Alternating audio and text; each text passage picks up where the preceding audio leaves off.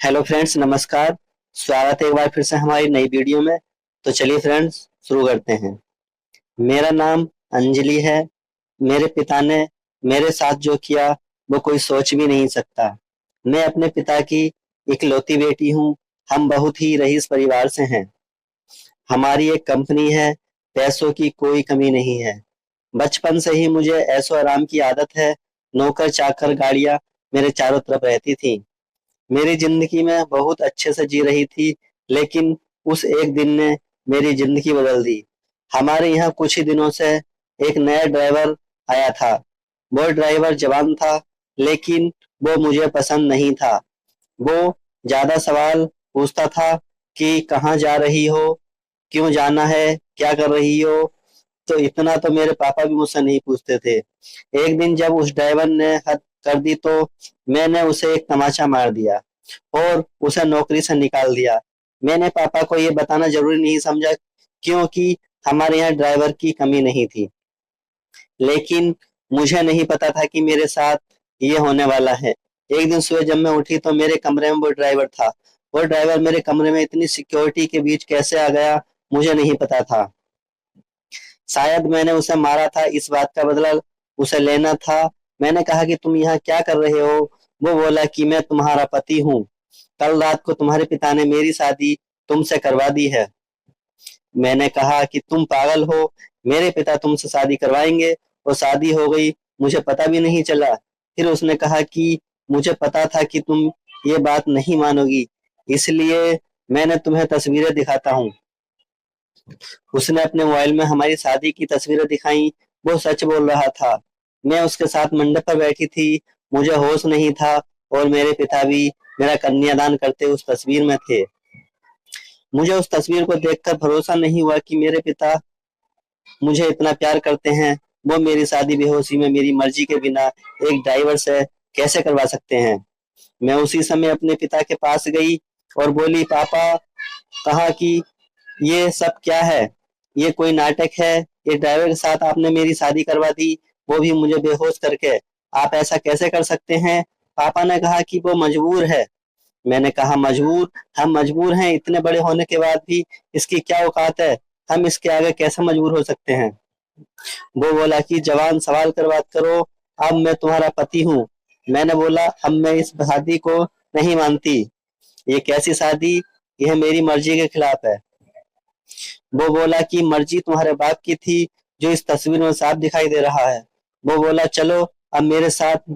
मैंने कहा, चलो कहाँ, यहाँ मेरे घर।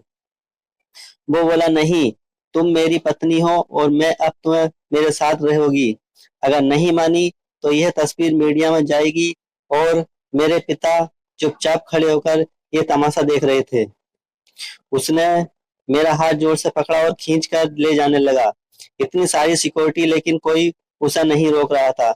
मेरे पिता भी जैसे भूत बन गए थे।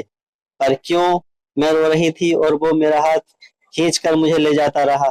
मुझे नहीं पता था कि उनकी क्या मजबूरी थी, पर इन सब के बीच मेरी जिंदगी के साथ बहुत बड़ा मजाक हो रहा था। वो मुझे अपने घर में ले गया। घर नहीं, बल्कि वह एक छोटा सा कमरा था। बाथरूम के लिए भी कमरे के बाहर जाना पड़ता था। उसने मुझे कहा कि यह अब मेरा घर है, यहीं पर रहना है और खाना है। पास में ही बहुत सारे कमरे थे, उनमें भी लोग रहते थे।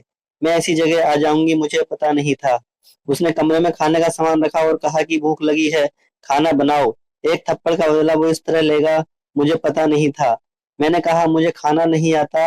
वो बोला, ठीक है, मैं कहीं खा लूंगा, तुम फिर भूखी रहो। वो इतना कहकर चला गया। मैंने सोचा था कि मैं भाग जाऊं, लेकिन फिर सोचा कहाँ जाऊंगी, मेरे घर जा नहीं सकती। मैं वहीं रोती रही। भूखी शाम हो गई। मुझे भूख लग रही थी, ऐसी भूख मैंने अपनी जिंदगी में कभी महसूस नहीं की थी। मैं मेरे कमरे की चौखट पर बैठ गई और रो रही थी। पास के कमरे से एक औरत ने मुझे रोते देखा और कहा, क्या हुआ। मैंने कहा, भूख लगी है। वो बोली, इतनी सी बात। उसने अपने कमरे से एक रोटी और थोड़ी दाल मुझे दी। उसे मैंने खाया। मैंने हर तरह के पकवान खाए, लेकिन वो रोटी और दाल खाकर मुझे जो अनुभव हुआ, लगा जैसे मैंने भगवान को पा लिया। रात हो गई थी। मैं वो वापस आया। आते ही उसने कमरे का दरवाजा लगा लिया। मुझे डर था कि वो कहीं मेरे साथ जबरदस्ती न करे, लेकिन वो चुपचाप एक कोने में सो गया। इतने बड़े महल से एक कमरे में वो भी एक अजनबी के साथ। मैंने सोचा कि अब मैं यह सब बर्दाश्त नहीं करूंगी। मैं उस रात सोई नहीं और सुबह उठने उठने के पहले मैं कमरे से भाग निकली। मैं अपने एक दोस्त के यहाँ गई, लेकिन जब मैं उसके घर पहुंची तो उसने मुझे दरवाजे से अंदर नहीं आने दिया। बोला कि तुम्हारे पापा का फोन आया था कि अगर किसी ने तुम्हारी मदद की तो अंजाम अच्छा नहीं होगा। उसने मेरे मुंह पर दरवाजा बंद कर दिया। मैंने सोचा था कि वापस उस कमरे में नहीं जाऊंगी, लेकिन कुछ ही घंटों में मैं समझ गई कि मेरे लिए अभी उससे ज्यादा सुरक्षित कोई जगह नहीं है। इसलिए मैं वापस वहीं लौट आई। मुझे वापस देखकर वो बोला, क्यों आ गई? तुम्हें मुझसे कोई बचा नहीं सकता। मैंने अपने आप को इतना मजबूर पहले कभी महसूस नहीं किया। मैं इसी तरह से वहां अपना जीवन काट रही थी।